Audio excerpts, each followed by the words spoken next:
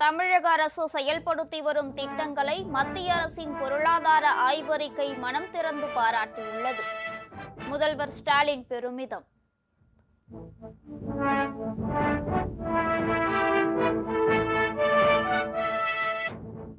பாமகவின் மாம்பழம் சின்னத்திற்கு உரிமை கோரி ராமதாஸ் தரப்பு தொடுத்த வழக்கு நாளை மறுநாள் சென்னை உயர்நீதிமன்றத்தில் விசாரணை.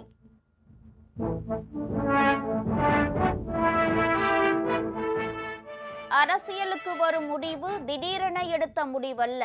2026 தேர்தலில் வெற்றி பெறுவதே இலக்கு என தவேக தலைவர் விஜய் திட்டவட்டம்.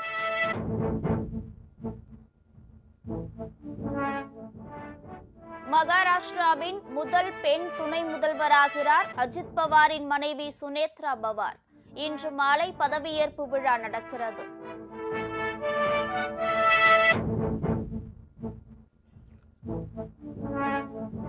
பணி நிரந்தரம் கோரி சுகாதாரத்துறை பணியாளர்கள் சென்னையில் போராட்டம்.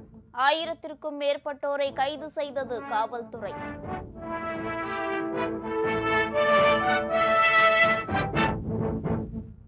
ஆபரண தங்கத்தின் விலை சவரனுக்கு 7600 ரூபாய் சரிவு.